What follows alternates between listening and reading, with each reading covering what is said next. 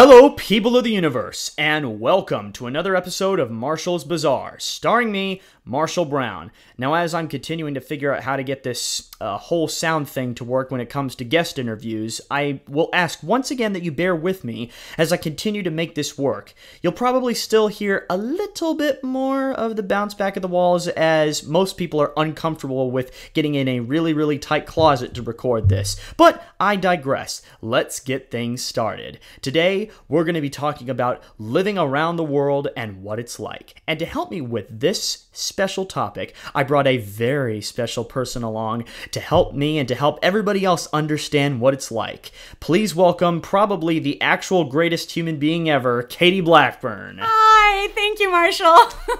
Now, of course, this would be the part where I ask that you introduce yourself to the millions of billions of people, but I'm not gonna ask you to do that. You are somebody who needs no introduction. Of course, anybody that follows my content will be very familiar with you, as you were a guest singer on my song called A Song About Each Other, which we co-wrote for the album Save My Love, and you were a guest many a times on my video stuff, on weekend vlogs and other things.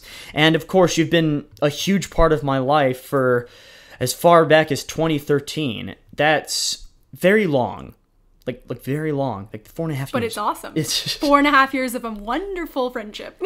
We've done everything together. From playing musical instruments in a band, to trying to climb rocks in the dark to avoid really scary bears, which were probably hibernating anyways, to, well, being right here so that we can bring to you a great story about what it's like to, not live in the United States. So, with that being said, let's get things started. Katie, I want you to take me back to the very beginning when it comes to when you first moved to one of the many places there are in Asia. And I want you to talk to me about basically in this first span, everywhere that you lived up to now. Go. Okay, well, that's a lot thrown at me, so I'm going to take you guys back to my childhood. I was really fortunate to live overseas, as Marshall was saying, and I got to move to Hong Kong when I was about 5 years old. And I think Hong Kong was probably one of my favorite places. I don't like to say I have favorites, but it was one of my favorites because I think since I was so young, everything was beautiful. The weather there is always gorgeous and sunny and it's warm. Got the best tan when I was living there. We were able to live in like a neighborhood where we had a good view of the South China Sea. So it was really gorgeous. Sometimes the air pollution was bad. I remember being at school and they would announce like the air pollution index is over 100, and kids who had like asthma and other allergies weren't able to go outside. So, sounds painful. Yeah, it was bad. They'd have to play like inside. What else? Okay. Another great thing about living in Hong Kong that I didn't realize as a child was like all the cool opportunities there are to do like in a big city like that. You have different kinds of transit. The subway there, if I remember correctly, is called the Octopus. So if you get on, instead of having like a subway card, you had an Octopus card, and you would scan it, or you could pay cash. So that's like their own version of the metro. Right. Okay, without getting too off topic, you said you lived in Hong Kong. Oh, right, cities. Initially? Just rat them off. So, okay, Hong Kong initially, then Tokyo, Japan, then Montreal, Canada, and now I'm here in Winston-Salem. All right. Well, then, let's just start with more things about Hong Kong. You mentioned that pollution there was very bad.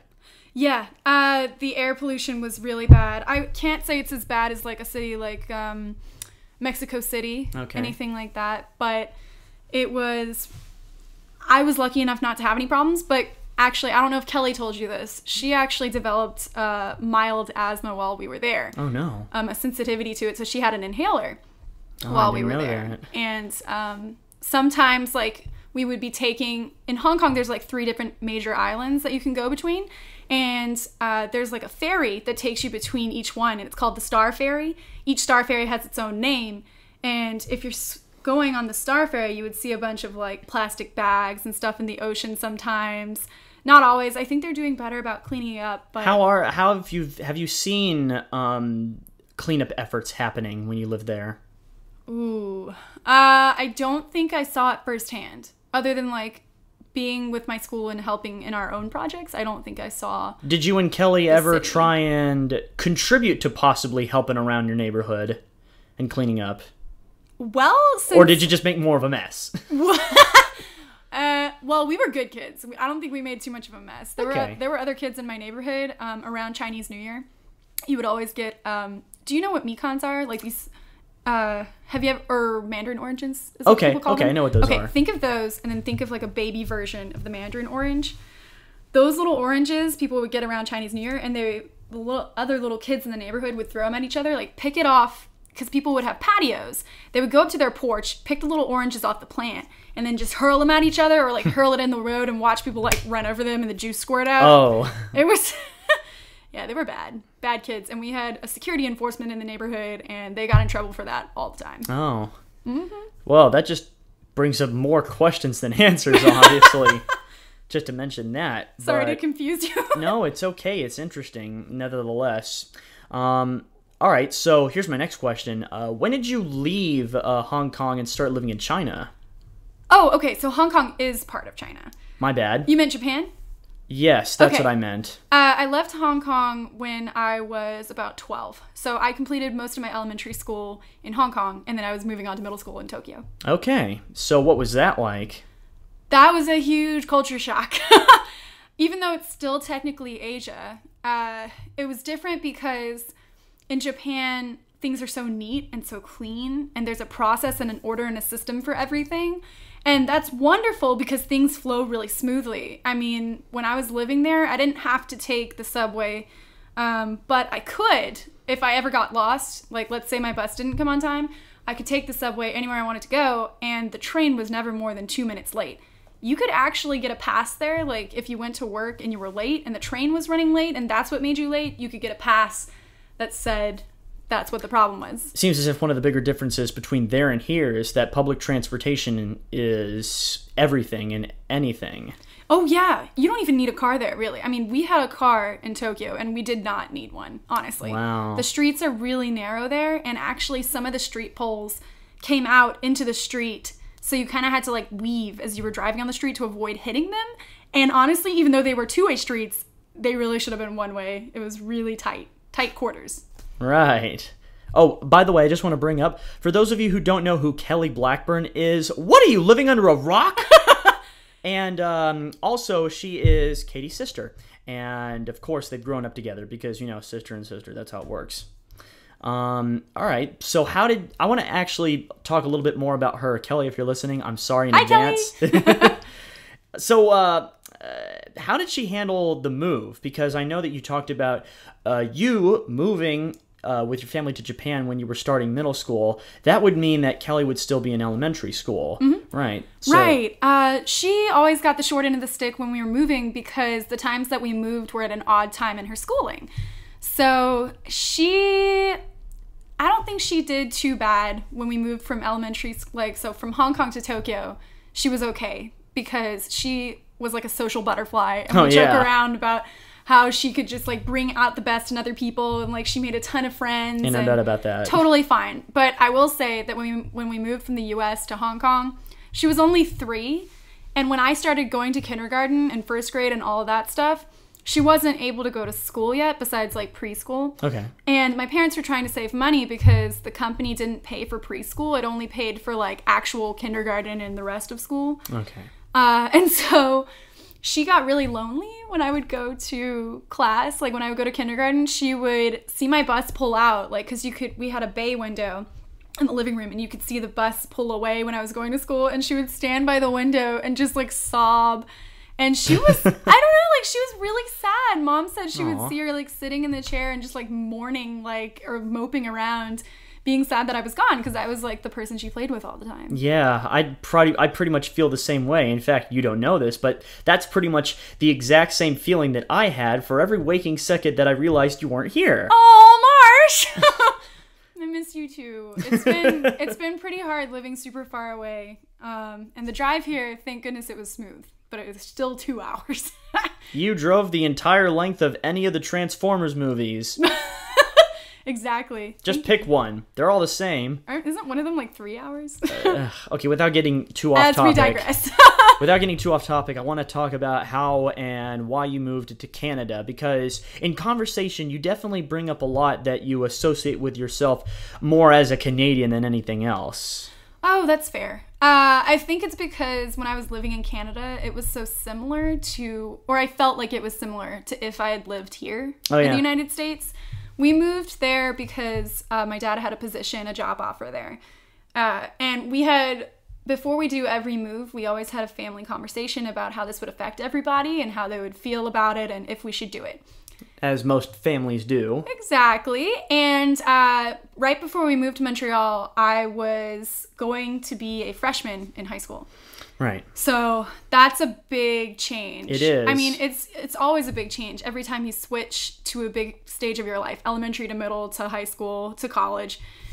So I was questioned the most about it and how I would feel. And I was like, honestly, I mean, it's what's best for our whole family. And if that's what's best for you guys, then I'll adapt.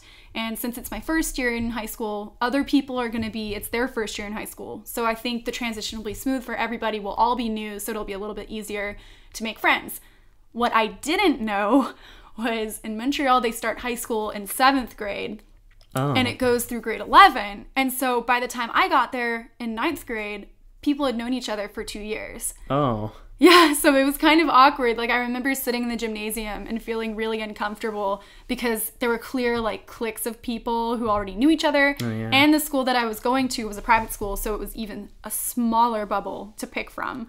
So it was a little hard to acclimate at first, but I liked it because once I did connect with my friends that I have now, just like I did at Elon, like smaller groups, once you find your group, you find your niche and you still do fine. Right. So where would you say you feel the most comfortable? Would it be here, Canada, Hong Kong, or Japan? That's a good question. I don't think it's a fair comparison because when I was living in those different places, I was at a different stage of my life.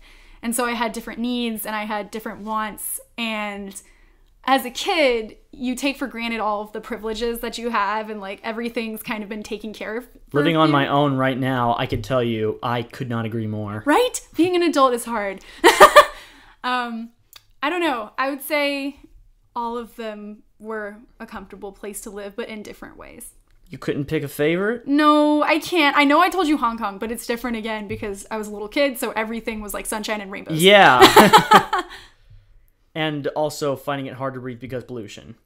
Well, yeah. And actually, it wasn't as bad when we were there. I mean, you brought that up. Are you sure it's sunshine and rainbows if you can't breathe?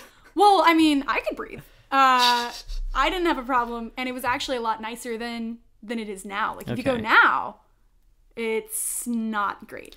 So I got to tell you, this is kind of somewhat of an experience that I share with Katie. And to all the people listening at home, you may or may not know that for about 12 or 13-ish years of my life, I was born and raised in a place called Irving. That's in Texas. And in 2007, my family moved to Maryland. And we lived there from around 2007 to today. And then, little trailblazer that I am, I was the first of the Brown family to move to the Carolinas. But beyond my experience, I gotta tell you, it's similar but not the same. I couldn't imagine living in other parts of the world. That is something that I will always respect and cherish about you. Well, I'm just gonna throw that out there, Katie. Thanks, Marsh. So let's move on to a couple more questions with the time that we have. So, what languages besides English do you know? Well, I remember a little bit of Mandarin when I was in Hong Kong. I would say the language that I'm most comfortable speaking is Japanese.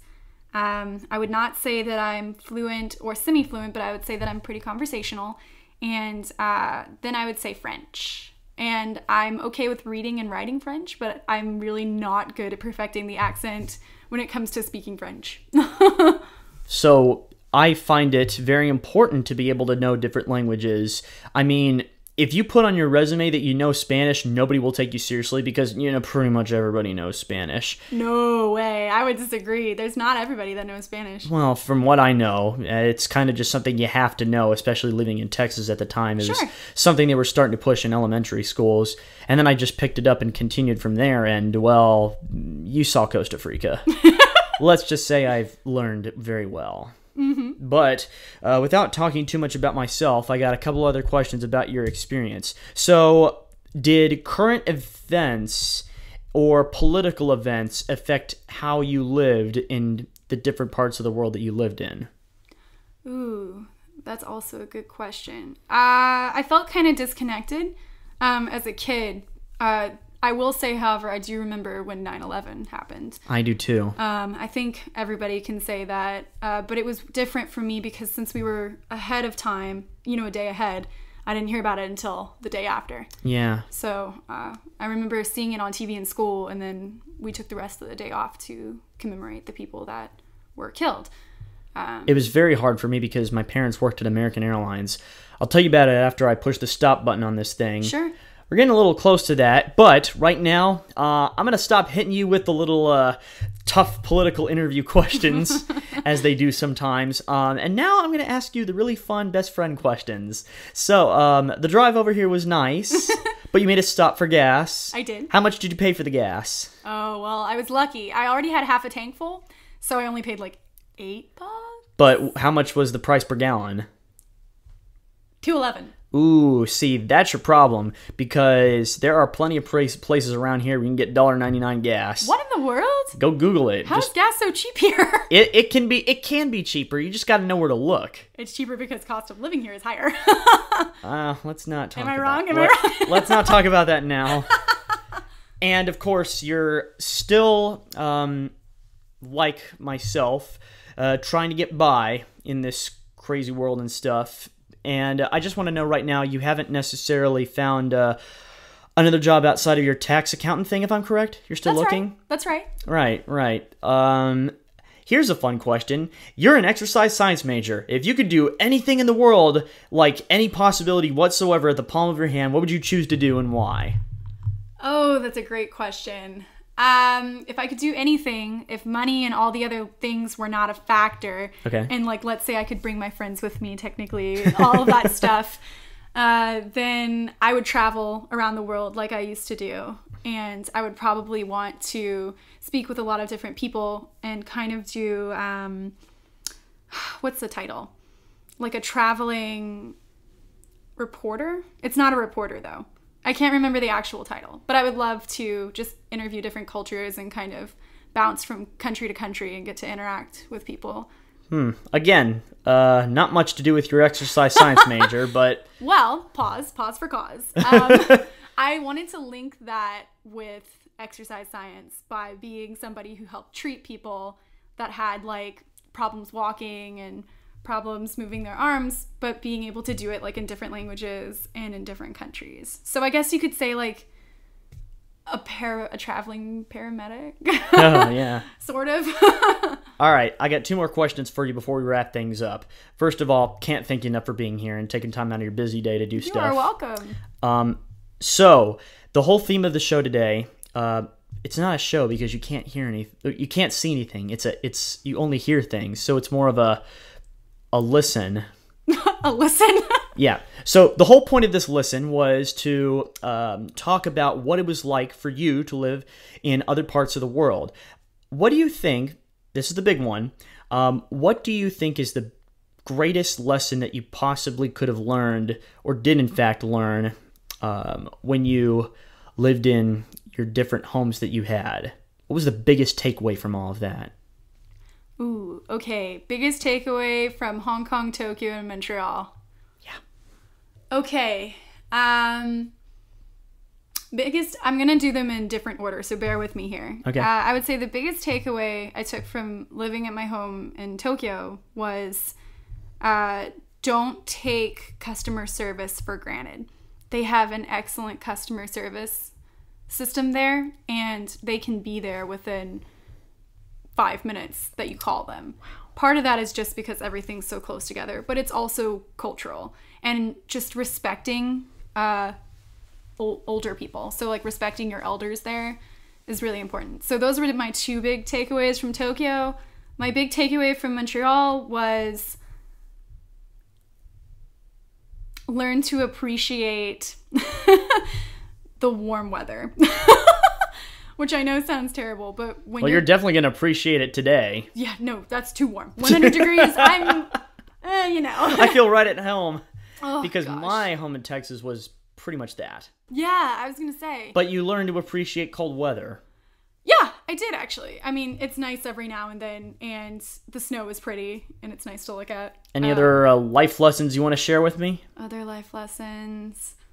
Oh, you know what? In Hong Kong, I learned to appreciate the quality time that I had with my family there, because we would always get to do special birthday parties and other events with each other, and my parents were usually able to come to all the parent-teacher conferences and all of the sports and stuff I did. So that was a really big privilege. Home again, jiggity jog, as they say. Nice to know it all. It's very interesting, and I will always continue to enjoy just hearing that same story from you, Katie. Like, you probably may not get this, but me and Katie can always talk to each other for just eons at a time. Very true. All right, here's my last question. If you could make up any holiday, what would you make? Ooh, any holiday? Does it have to be original, or can I combine stuff? Go ahead, do whatever you want. Okay. I would combine Chinese New Year with Halloween. How would that work? Don't know exactly how it would work, but it would be like a full 2-week party with a bunch of fireworks. They give money to each other in exchange on Chinese New Year, and you would have Halloween candy. And dressing up in costumes. And you would have costumes. If I had the choice of making a holiday, I would make Take Your Katie Blackburn to Work Day. Oh, stop. It would be advantageous because there aren't that many other Katie Blackburns. That's also true. With that said, that's going to do it for this week's episode of Marshall's Bazaar. I hope you learned as much as I did. And with that said, I want to take this moment to really, really give so much of my thanks and good blessings and goodwill and everything to Katie Blackburn. I'm telling you, you're going places. It's amazing that, we're still such close friends as we are. I'm practically part of the family, and of course you're practically part of, just my family too. It's a back and forth kind of thing. It's mutual. That's the word I'm looking for. But anyways, I want to thank you guys for listening, and don't forget to check back next month for yet another great guest episode of Marshall's Bazaar. It's right here on my SoundCloud, so don't forget to click and subscribe so that you do not miss an episode. And of course, that includes other musical type tracks I may or may not post in the future. We'll see. Don't forget to follow me on Facebook, Twitter, and Instagram. See my social media stuff that I post all the time. And finally, be sure to come back here next week for an all-new episode of Marshall's Bazaar, where I'll be talking about what it's like to live without a phone for a whole week. Thank you so much for tuning in and listening. Say goodbye, Katie. See you guys. Thanks for listening. I said goodbye. Say goodbye, Katie, not thank you guys for listening or whatever you said. You gotta listen. Goodbye, Katie. Goodbye, Marshall. Goodbye. You gotta listen more. Bye, Marsh. Let's go sit on that couch. Marshall Brown, out.